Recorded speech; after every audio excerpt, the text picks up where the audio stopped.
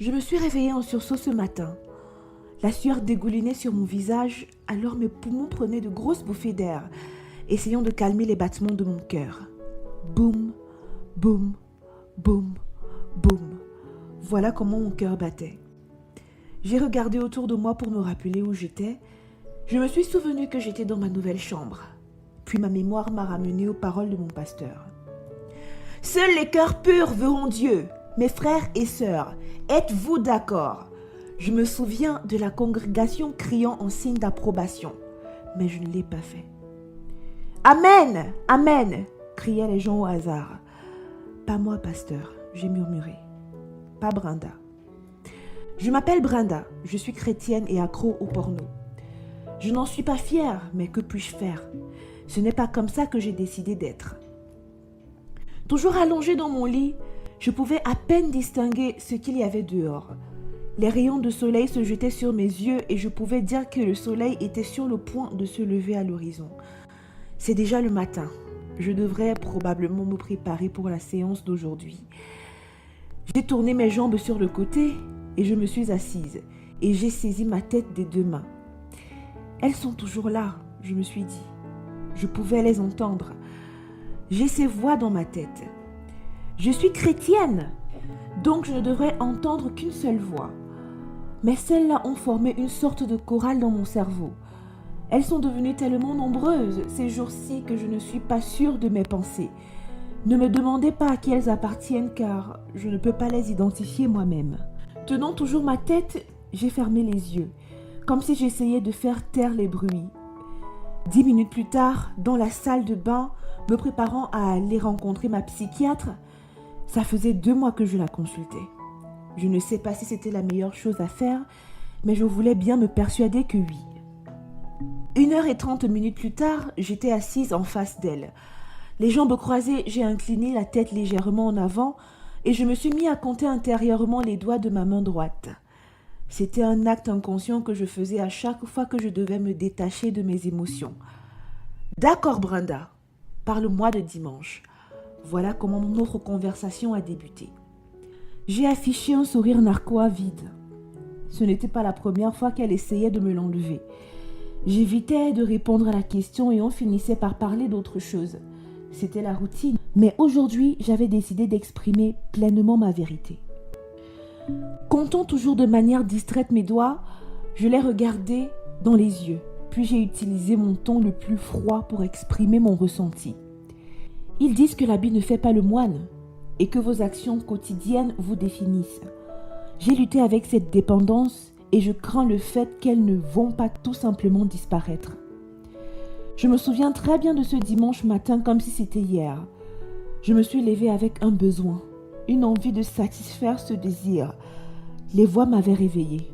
« Allez, insère le CD !» avait-elle dit. « Tu sais que tu veux les regarder. Vas-y alors, fais-le !» Je n'avais personne à qui parler. J'ai essayé de me noyer dans la musique, mais à chaque fois, je ressortais de mon évasion avec des crises de colère et des épisodes d'hallucination atroces qui me frappaient en plein fouet. Ceci marqua le début de la spirale infernale. D'abord les rêves, puis les voix. Elles ne partiront pas. Elles n'arrêtaient pas de revenir plus fortes jusqu'à ce que je cède. Je me suis remise à regarder les vidéos qui m'ont tourmenté l'esprit, ébranlé les sens et m'ont poussé plus loin dans l'obscurité de mes propres désirs. Elles ont apaisé les besoins immédiats, mais elles n'ont pas pu mettre fin aux douleurs persistantes qui sont toujours manifestées après la culpabilité d'être tombée une fois de plus. Alors ce dimanche, je suis tombée comme d'habitude. J'ai joué les vidéos, je les ai regardées en boucle et petit à petit, l'ivresse que je sentais s'effritait. Une fois de plus, mes addictions ont été apaisées pour quelques minutes de saleté. « Quelle saleté, Brenda ?» a-t-elle demandé d'un air sérieux. Je détournai les yeux fixant le vide. La saleté dont j'ai honte de prononcer le nom. Il y a eu un moment de silence solennel, puis j'ai continué. Après avoir regardé, je me suis habillée pour la messe. J'ai repoussé la culpabilité et je suis entrée dans le monde parfait que j'avais créé pour moi. Je me suis habillée d'un blanc immaculé, puis je me suis brossé les cheveux. Je portais un sourire éclatant et je saluais tout le monde comme si de rien n'était. Seul Dieu connaissait les démons que je combattais en moi. J'avais juste besoin de quelqu'un qui me voit d'un bon œil. Peu importe la personne. Un homme qui se noie attrapera n'importe quelle branche qu'il verra, si seulement j'étais proche du rivage pour la tenir. Puis à ces paroles, je me suis encore arrêtée de parler quelques secondes et le temps s'écoulait. Les heures se sont transformées en jours, les jours en semaines, les semaines en mois et les mois en années. Des années à être au même endroit, à m'identifier à quelque chose que je n'étais pas, une chrétienne. Je veux dire, j'ai accepté Christ comme sauveur. Je vais à l'église tous les dimanches, j'appartiens à un groupe de prière. Je paie ma dîme, je donne des offrandes et je sème des graines de foi. Mais pourquoi est-ce que j'ai l'impression que ce n'est pas assez ? Durant les messes, je réponds toujours à l'évangile de manière énergique en disant « Amen, pasteur, prêchez la parole !» Mais quand je rentre chez moi, le vide revient de manière brutale et je retourne honteusement à l'ancien moi. La parole de Dieu dit « Ces signes suivront ceux qui croient en mon nom et ils chasseront les démons. » Pourtant, j'entends les voix de ces démons dans ma tête, me poussant à faire des choses que je ne veux pas. La parole dit aussi « Ils parleront de nouvelles langues. » Mais c'est loin d'être mon cas. Je me dis souvent « Brenda, tu n'es pas douée avec les mots. » Une façon de me sentir moins coupable de mes actions malsaines. Je commets encore et encore les mêmes erreurs. J'entretiens les mêmes mauvaises habitudes, le même péché. J'ai toujours les mêmes amis et je me demande « Seigneur, cela ne finira-t-il jamais ?» Quand j'ai fait une pause cette fois, je me suis éloignée de tout ça. J'ai soudainement ressenti que j'étais prête à arrêter. Cela faisait des mois que ma psy et moi cherchions la source de ce problème. Mais après chaque session, je rentre chez moi aussi vite que quand j'allais à son cabinet. J'ai annulé la session de ce jour alors que j'étais déjà à mi-chemin, décidée d'en parler directement avec Dieu. Quand je suis rentrée dans mon appartement, j'ai claqué la porte et j'ai tiré une chaise en face de moi. Ensuite, j'ai fait l'une des prières les plus folles de ma vie. En imaginant que Jésus était assis en face de moi, j'ai commencé à prier et bien, j'ai vidé mon esprit. J'ai péché, Seigneur. J'ai désobéi à ta parole et je ne pense pas que je mérite ton amour. Je sais que tu reviens bientôt, mais si tu viens maintenant, j'irai sûrement en enfer.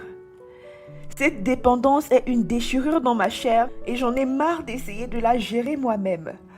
Je suis fatiguée d'essayer et d'échouer. J'en ai marre d'abandonner avant même de commencer. J'en ai marre de cacher mes défauts et d'essayer de les réparer moi-même.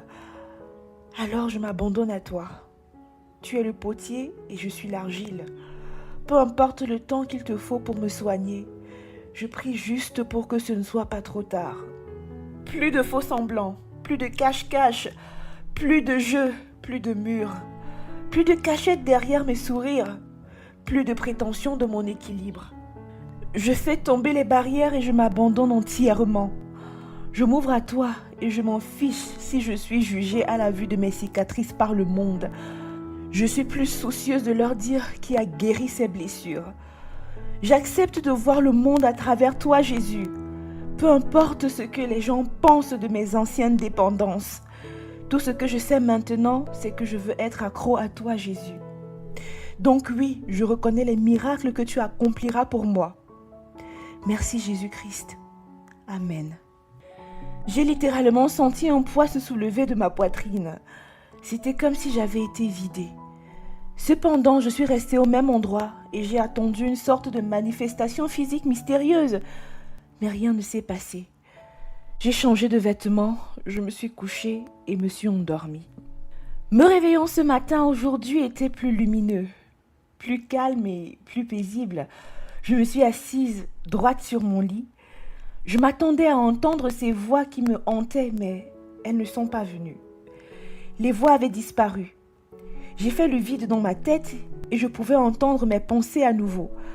Mais plus important encore, j'ai entendu cette voix unique qui m'a dit « Je t'ai donné ma beauté en échange de tes cendres. » Et immédiatement, j'ai su que Dieu m'avait guéri. J'ai appelé ma thérapeute et j'ai annulé les séances restantes. J'avais été guérie. Les 2 jours suivants ont été extrêmement paisibles.